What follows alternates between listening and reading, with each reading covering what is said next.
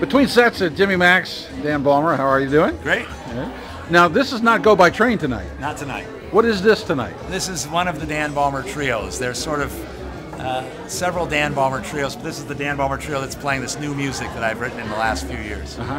And you've got Randy Rollison? Randy Rollison and George Mitchell, my longtime cohort and new cohort. Yeah, great. And what are the other bands who play here on Monday? Well, Go by Train, which is with Clay Giberson, with whom I'm recording a new CD, and usually Micah Castle on drums is in that group. And then the old-fashioned Dan Balmer trio, which we still play with George Mitchell and Carlton Jackson. And then I have a group called Diesel 10 that plays here pretty often with Alan Jones and Jeff Leonard. And so that's more of a, that's more open sounding with the bass and instead of keyboards. And then, any combination of those people. So, I've been doing it to keep my music fresh. In other words, we sort of deconstruct the Dan Balmer songbook. And it's much different when Alan Jones and Jeff Leonard do it than if I have Todd Strait and Scott Steed do it, or if I have George and Carlton do it. And who's here next? Next is the 13th of September is with Diesel 10 with Alan Jones and Jeff Leonard. And that's always fun. Alan's great, and he really, people sort of hear him in a different light in my music. So hearing him do something very different than what he normally does. Yeah. So it's basically your tunes in different settings. Well, Go by Train is really Clay Giberson and my music. So that's really a collective. But the other music is, yes, my music in different settings. And we'll play some standards when I have Alan on the gig. Then we'll play a little more jazz, different combinations. But, I used to play 3 or 4 nights a week of my music. And now mostly, I play with Mel a couple nights a week with his different groups. I play with Dave Friesen a fair amount, play with different people. I'm not doing my music as much. And so it's nice to hear it different all the time. Tell me about your guitar. This one here, I use this one on Monday nights. This is an Ibanez Artist, and there's Ibanez guitars are great. On Wednesday nights, I use a completely different guitar. With Mel Brown and his straight ahead quartet, I use a D'Angelico. Thursday nights, I use a different Ibanez. And then for recording sessions, I have a bunch of guitars I use. What do you like about this one? It's got to sort of I guess if I had to say, it has what I think of as a contemporary sound. It's warm and jazzy, and yet it can be you can play it with distortion, you can play it with effects. I use a lot of effects on it here down on the floor. You see my foot pedal setup is not anything fancy by, super LA kind of effects, sound guys, but it's, I'm playing a pretty processed sound, and it's really contemporary to me, and my heart really speaks to me, that sound. Right? It goes back to my, to my days of listening to Jimi Hendrix. Really? Yeah, It's sort of, that's a little more in my bones than some other sounds. Is that right? Yeah. I mean, I love all the sounds. I love trying to play like Wes Montgomery. I love trying to play, I love trying to play country western music. I love doing everything. But if I had to say where I really just sort of am most naturally connected and challenged, is probably in contemporary music and in my own music. And Jimmy did it for you. Well, sure. Yeah. And then everybody since then. I love all the guys since then.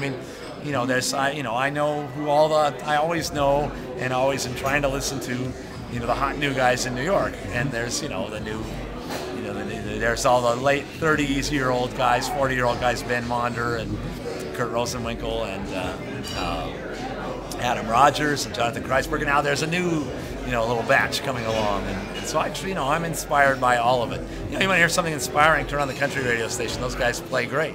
So I'm always inspired. So, are you going on the road soon? I'm not. I spent a lot of the last 4 years on the road with Diane Shure, and now she's not using guitar, and these are not easy times on the road. I think everyone can relate to the economy is tough. It's not easy to get out there these days, and it's certainly not easy if you don't have somebody, a Grammy-winning artist to go out there with. So I'm around, but that's good. I've got 2 little boys, and it's good to be home with them. I'm able to do more of my own thing because I can book gigs 3 months in advance and go, yes, I'll be here. That was a real problem when I was with her. Yeah. I was supposed to play, for example, at the Fairview Library, and then I got booked at the Blue Note in Tokyo. And you say to the Fairview Library, I'm really sorry, I got to go play in Blue Note in Tokyo, but still, that kind of screws them up, so you couldn't take a lot of gigs a ways out. You know, if you weren't, if you didn't know you were going to be there. So it's been better for developing my thing again. So you said you're recording with Clay. Is that for a Go by Train album? This is going to be a unique thing. It's going to be Dan Balmer, Clay Giverson, sort of equal billing, Go by Train, sub billing.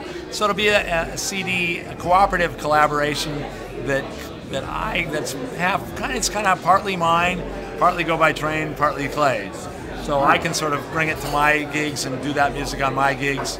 Right now the Go by Train music is sort of separate and so this will sort of morph, you know, because great things happen when I play with Clay and with Go by Train. People really like it. So I'm, you know, Clay and I have a real good connection, and I think kind of a good modern sound. It's a nice thing happens when we play, and I feel that from the audience. So it's nice to try and do a record together, but it's not quite a Go by Train record. Is it? Are you intentionally trying to stay current, or is that just your nature? Yeah, no, it's my nature. I mean, I'm inspired by what's going on. I mean, I spent a lot of time studying and understanding and getting deeper into the tradition. You know, I was just up teaching at Port Townsend Jazz Festival and Jazz Workshop, and that's a very straight-ahead jazz workshop. And I played in a big band led by John Clayton, you know, with Byron Strickland in it, and with the great trombone player Wycliffe Gordon, and you know, to top, you know, Jeff Clayton was playing Ingrid Jensen, a drummer who was famous, Butch Miles, who played with Basie's band for some. You know, it's a swinging, old-fashioned big band, you know, like the Clayton Hamilton big band. And John goes, we got a sound check rehearsal. And John goes, I think we're going to make you first feature tonight, Dan. You know, we're going to do this blues I wrote for Milt Jackson. So, you know, you got Milt's part. So it gives me the, you know, and that's really, you know, that is a straight ahead, and I tried to honor that by playing really beautifully in that tradition and really swinging and playing classic jazz, which I love. So I study that and work on that, and that's important. But, you know, for my own music, I'm always intrigued. You know, I was intrigued when I first heard Pat Metheny. I was intrigued when I first heard John McLaughlin. You know, I'm intrigued, you know, right up to today. I'm intrigued, and I'm trying to write intriguing music and play intriguing guitar. I'm trying to get better. I'm trying to write more interesting music. You know, I'm trying to be worthy of, you know, I'm trying to speak up to my audience.